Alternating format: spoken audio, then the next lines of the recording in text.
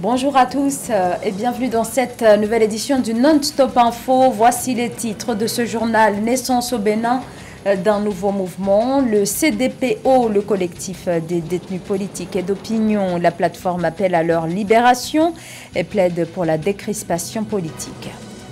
L'agriculture, un secteur toujours en crise et en attente d'industrialisation. En Zambie, le gouvernement toujours attendu sur la question, réitère son engagement à diversifier le secteur par le biais de sa mécanisation. Il faut lutter contre le communautarisme qui contribue à la division de la société tchadienne. C'est ce que défend l'écrivain Mahamat Saleh Loukoubi dans son dernier ouvrage.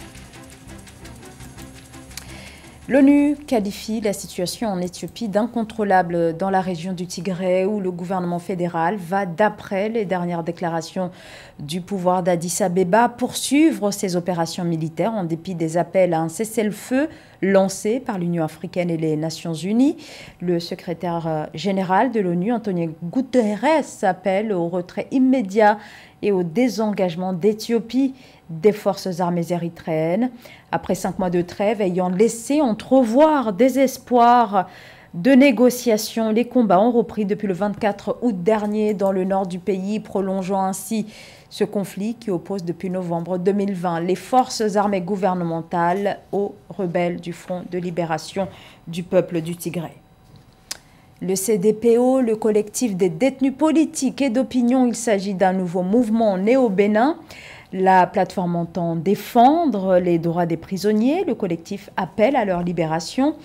Un appel lancé alors que la société civile et l'opposition n'ont cessé ces dernières années, surtout depuis les législatives non inclusives de 2019, de multiplier les appels au dégel politique. Reportage Lefti Ounouf. Réunis au sein du collectif des détenus politiques et d'opinion CDPO, des ex-détenus politiques plaident la libération des prisonniers politiques encore en détention au Bénin et au retour des exilés politiques. Mis sur pied le 15 octobre 2022, le collectif CDPO se veut être un cadre destiné à restaurer l'honneur des détenus politiques. Interpellés pour la plupart dans le cadre des contestations politiques qui ont commencé depuis les législatives de 2019 au Bénin, ils ont été présentés au procureur spécial de la Criette pour des infractions qu'ils auraient commises puis incarcérées.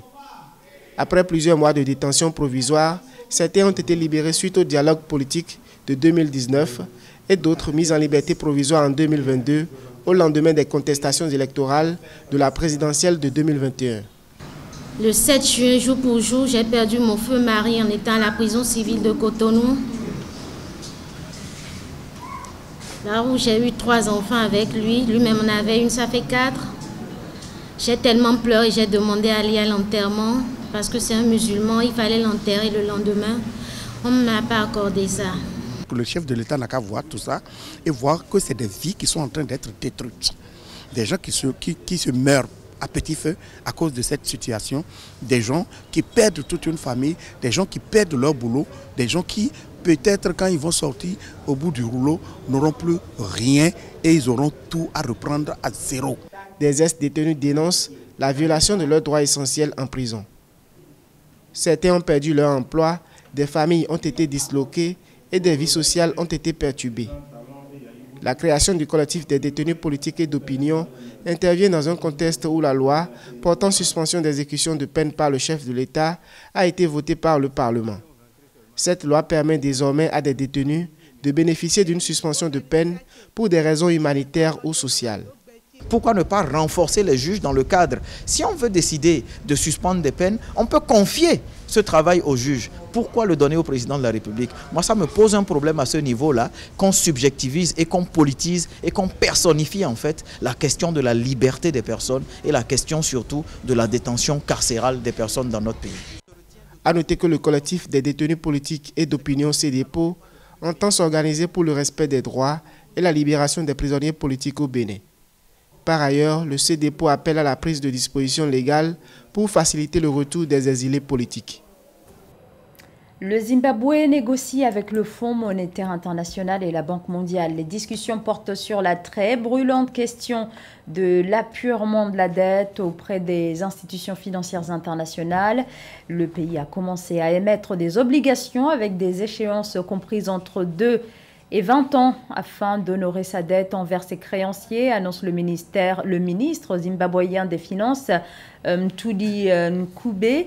Le Zimbabwe est plongé depuis plus de 20 ans dans une profonde crise économique qui a provoqué le retrait des bailleurs de fonds étrangers en raison d'une dette insoutenable de 11 milliards de dollars, soit plus de la moitié du PIB du pays. L'Afrique a beau être le terreau des matières premières, notamment agricoles, mais les circuits de transformation à même de valoriser le Made in Africa continuent de faire défaut. Cela pose directement la question de l'industrialisation. L'agriculture, un secteur en crise, alors que se pose dans le même temps la problématique de l'insécurité alimentaire. Le défi de l'industrialisation, une question qui se pose notamment en Zambie, où le gouvernement se dit engagé à y apporter des réponses concrètes. Mildred Diamou. En Zambie, l'agriculture contribue à plus de 9% au produit intérieur brut et emploie 61% de la population active. Le pays s'est lancé dans un programme agricole global pour stimuler son développement économique à travers l'amélioration de la production et la transformation dans ce secteur porteur de l'économie. En effet, le gouvernement poursuit actuellement ses efforts visant à renforcer la diversité agricole dans le cadre du programme de soutien aux intrants agricoles en fournissant différentes variétés de semences aux petits agriculteurs du pays. Le programme de développement agricole mécanisé qu'a préconisé le gouvernement zambien est une très bonne nouvelle. Tout pays pour se développer devrait se baser prioritairement sur l'agriculture. Donc il faudrait que justement la Zambie s'attelle à ça et continue dans sa lancée. Ce serait une excellente chose puisque ça pourrait générer des bénéfices pour justement la Zambie et puis donner un exemple aux autres pays africains pour qu'ils misent sur le développement agricole. Pour booster sa productivité agricole, la Zambie mise sur une agriculture mécanisée. Selon le ministère de l'Agriculture, le gouvernement travaille sur l'élaboration d'une stratégie agricole nationale pour résoudre le manque de mécanisation dans le pays et faciliter l'accès des coopératives aux intrants agricoles, au financement et au marché. 65 à 70% des terres arables dans le monde se trouvent en Afrique. Et l'Afrique, avec ce potentiel, devrait justement miser sur l'agriculture. L'Afrique, à elle seule, peut nourrir 9 milliards d'habitants. Ça, c'est énorme et c'est colossal et c'est dans l'intérêt de toute l'Afrique. L'Afrique, dans sa globalité, devrait justement miser sur l'agriculture pour son développement futur. Le gouvernement zambien souhaite également impliquer davantage le secteur privé dans les activités agricoles. Pour le ministère de l'Agriculture, la diversification, la valeur ajoutée dans le secteur agricole et l'appui aux petits agriculteurs peuvent améliorer la croissance économique en Zambie. Le communautarisme serait-il en train de menacer la société et l'unité de la nation tchadienne ? En cette période de transition politique, avec les multiples défis qui se posent au sein de la société civile et de la classe politique, certains veulent s'attaquer à cette question du communautarisme, à l'instar de l'écrivain Mahamat Saleh Loukoumi. Reportage Mahamat Ramadan. Dans son ouvrage intitulé « Le général Mahamat, son héritage et son aliénation », l'écrivain Mahamat Saleh Loukoumi dénonce la perpétuation du communautarisme dans les domaines politiques et sociaux. Pour lui, l'héritage des anciens chefs d'État qui ont assis leur pouvoir par le régionalisme, le confessionnalisme et la division entre le Nord et le Sud continue de hanter les Tchadiens. Il appelle les actuels dirigeants de la transition à ne pas céder à la tentation de la division. Chacun de nous dans sa chambre a le Nord et le Sud. Est-ce que le malaise est géographique? Est-ce que nous sommes plus puissants que Dieu pour empêcher à certains de vivre? Si Dieu a permis que certains vivent sur un même territoire, il a ses raisons. Acceptons qu'ils vivent. Mais les faits politiques nous ont conduits à avoir ces considérations. Dans cet ouvrage de 98 pages paru aux éditions Salon des Belles Lettres, l'écrivain Mahamat Saleh Loukoumi estime que depuis les indépendances, certains Tchadiens se sont battus toute leur vie pour fortifier le pouvoir des individus et le maintien de leur clan au pouvoir. Pour lui, les dirigeants actuels de la transition doivent s'atteler à avoir les honneurs de Dieu et du peuple plutôt que des griots politiques selon ses propres termes. Les honneurs de Dieu et du peuple sont plus honorifiques et souhaités que les honneurs de bouffons et de griots. Parce que ceux qui ont chanté Hissène Abraham, Chigida, Manina Warak ne sont jamais allés avec lui à Dakar. Ceux qui ont dit à Idriss Déby, il n'y a que toi pour cette république, ne sont pas allés s'enterrer à Amdjaras avec lui. et ceux qui disent aujourd'hui Mohamed est l'homme de la situation, je crois que quand il sera l'homme du calvaire et de la déchirure, ils se taireront aussi dans leur coin comme ils l'ont fait avant. Moralisateur et un politicien averti, l'auteur de Le Général Mahamat, son héritage et son aliénation, estime que dans son pays, le Tchad, meurtri par les guerres fracticides, des haines tribales et confessionnelles, il faut s'atteler à rétablir un lien d'espoir et de rêve. C'est le seul lien, pour lui, qui ne se brise jamais. Pour rappel, le Tchad est dans une phase de transition depuis avril 2021, après le décès tragique de l'ancien président Idriss Déby Itno. Cette transition a été prolongée 2 ans à compter du 20 octobre 2022 par une résolution du dialogue national inclusif et souverain. Du sport, à présent avec un gros plan ce matin sur le Ballon d'Or. La cérémonie s'est déroulée ce lundi soir au Théâtre du Châtelet à Paris. Et c'est le Français, vous le savez, du Real Madrid, Karim Benzema, qui a été sacré Ballon d'Or 2022. Il avait face à lui 29 concurrents. Sur la liste des 30 nominés figuraient des Africains, le Sénégalais Sadio Mané du Bayern Munich, l'Égyptien Mohamed Salah de Liverpool. Pour en parler avec nous sur ce plateau, José Douglas, journaliste au service des sports d'Africa 24. Bonjour José. Bonjour Zara. Alors, retour avec vous sur cette cérémonie et la liste des autres nominés. Exactement, plus de stars, hein, comme vous l'avez dit. C'était au Théâtre du Châtelet, vous l'avez aussi précisé. Et l'Ivoirien Sébastien Haller, l'attaquant de Borussia, avait peu de chance. Il souffre, vous le savez, d'un cancer. Il y a longtemps qu'il n'a pas foulé les pelouses à cause de la chimiothérapie. L'international algérien Riyad Mahrez, pas assez constant, était aussi écarté dans la course. Les chances bien reposaient sur l'Égyptien Mohamed Salah, peu performant avec Liverpool.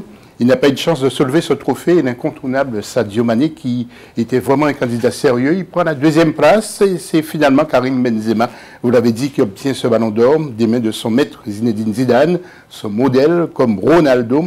Il était accompagné de ses parents, sa femme ou sa compagne, ainsi que son fils et avec quelques amis dans la salle. Karim Benzema qui a grandi, vous le savez, à Lyon, dans la banlieue précisément, donc à Bron, et aurait pu jouer avec l'Algérie parce que ses parents sont originaires justement de l'Algérie.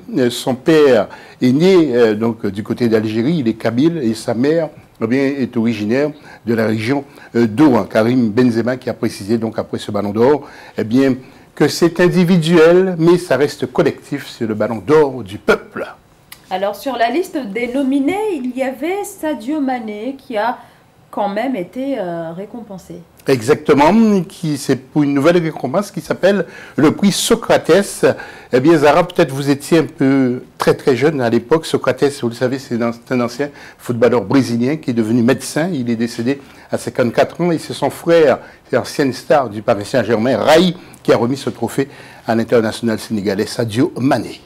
Alors, ce trophée Socrate ou Socrates, alors, est une initiative visant à mettre en lumière l'engagement sociétal de certains joueurs et joueuses également, José. Exactement, vous l'avez dit. Et puis Sadio Mané fait partie de ces personnes-là, justement, avec un autre Sénégalais de l'NBA qui s'appelle Gorgui Dieng, des Spurs de San Antonio. Écoutez ce que nous dit un confrère sénégalais à ce propos. Il s'appelle Bamba Kassé. Parce que, vous savez, ces joueurs-là, Sadio Mané, Gorgui Dieng, ils ont compris une chose. Ils ne peuvent pas donner à chaque Sénégalais $1. Ça, quelle que soit leur fortune, ils ont compris qu'ils peuvent mettre en place de petites infrastructures qui vont améliorer le quotidien de leurs concitoyens. Et ça, je pense que l'avoir compris, c'est ce qui fait que les gens le leur rendent aussi bien. Aujourd'hui, on a même d'autres joueurs qui ont été inspirés par peut-être ces deux garçons-là et qui également commencent à s'investir dans le social. Moi, je pense que tous les joueurs africains, de façon générale, qui excellent dans différents sports, qui sont à un niveau de rémunération très élevé, comparé à la situation sur le continent, devraient pouvoir s'occuper de leur communauté un peu, retourner un peu de ce qu'ils ont reçu à leur communauté.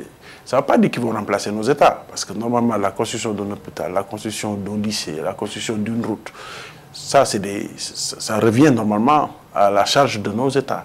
Mais puisqu'ils ont la chance d'exceller à un certain niveau, et que le fait de le faire ne leur coûte Enfin, bien entendu, c'est l'argent qu'ils mettent dedans, ou bien les relations qu'ils mettent à contribution. Mais après, ça ne leur coûte pas grand-chose et ça restera au-delà de leur carrière. Moi, je pense que c'est une très belle philosophie et il faudrait que tous les joueurs africains s'inspirent de ça. C'est la fin de ce journal. Merci de votre fidélité. L'information continue sur Africa 24.